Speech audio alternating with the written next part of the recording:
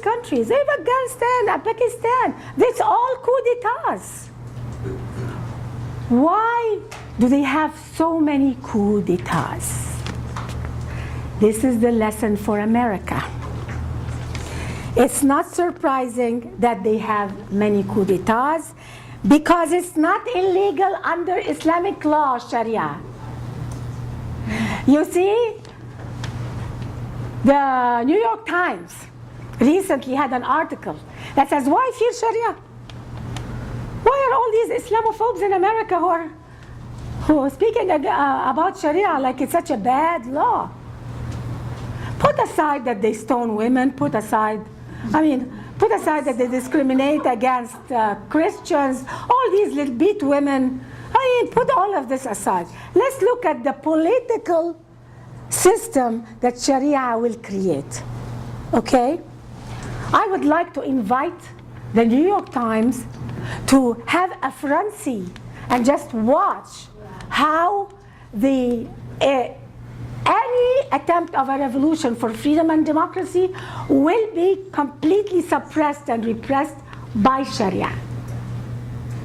Be honest and watch it and analyze it, and it doesn't need a genius, by the way. Just look at what's happening.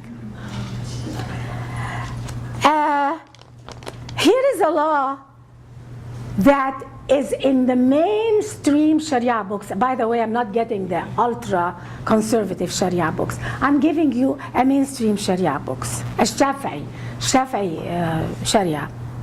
Here is a law. A Khalifa, meaning a Muslim head of state, is allowed to hold office through seizure of power, meaning through force. Page number 644 in Reliance of the Traveler. This is the Sharia that we shouldn't be afraid of. This law by itself is totally against any kind of democracy, elections, or any kind of stable political system. We have two gentlemen here who are running for office. Can you believe if you get elected, and there is a law that says someone else can come and take your office through seizure of power, and it will be perfectly legitimate after you win the election. This is Sharia law. And the New York Times doesn't find anything wrong with it. This is perhaps one of the most dangerous laws ever created against our Constitution.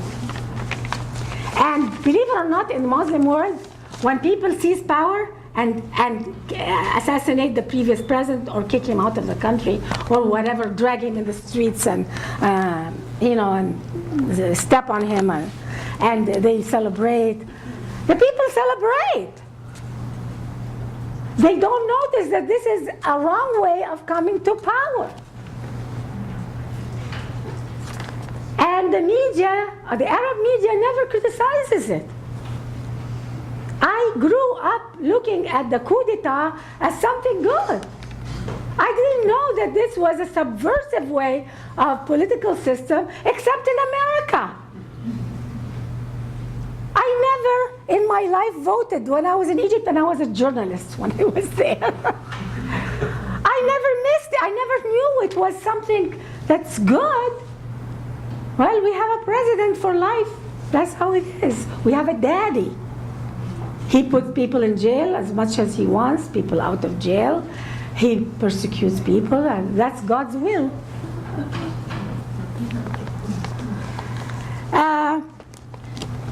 There is a candidate today for the Egyptian presidency. His name is Hazem Abu Ismail. He recently said that there is little freedom under Islam, and he compared being a Muslim to being a member of the military, that you must obey all its dictates, including the dress code. So women have to wear like this tent and walk with a tent, covered everything, because the political system, which is a religious system, obliges to that. And the New York Times thinks this is okay. I shouldn't be scared of Sharia, lest they call me Islamophobe. See, I am condemned to death today by Sharia. I cannot visit any Arab country today where I came from, let alone my country. And you know why? Because I will be killed probably as I step out of the airport. And the police will never find my killer.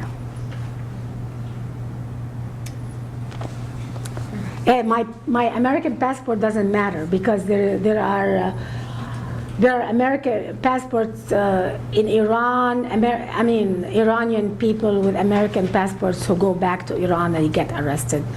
The same thing in Egypt. There is a man who was arrested with an American passport. So, and that's all after the revolution.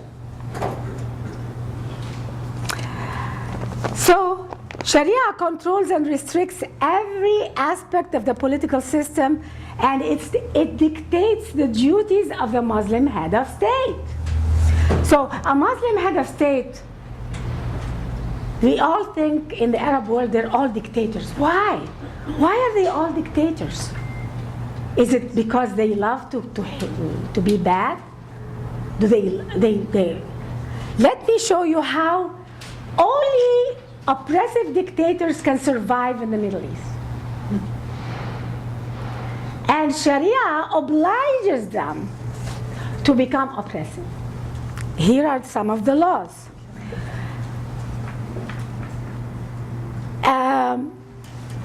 Let's see the definition of jihad.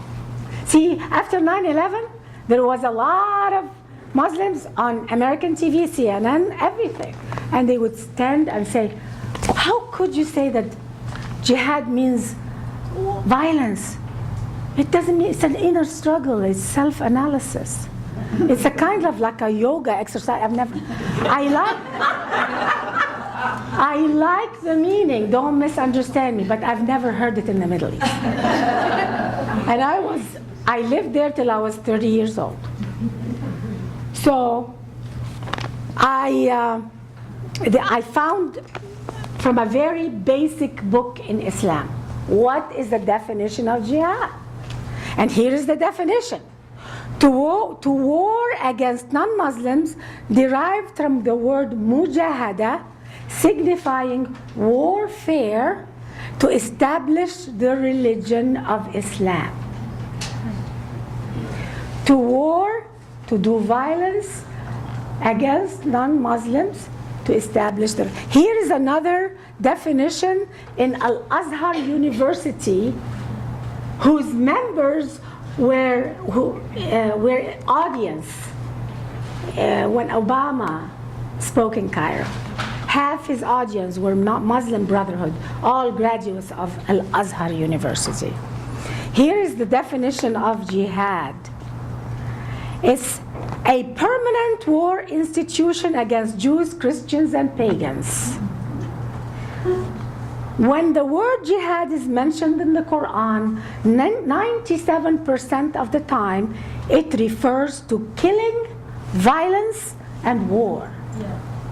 Only 3% of the time, it doesn't refer to killing, violence, and war. So that the Muslim apologists who came on American TV saying it doesn't mean war, they were correct 3% of the time. Wow. This gets complicated. Jihad is not the duty of every Muslim individual. It is the duty of every Muslim head of state. And that makes all the difference. And here is the law that tells the Muslim head of state his job.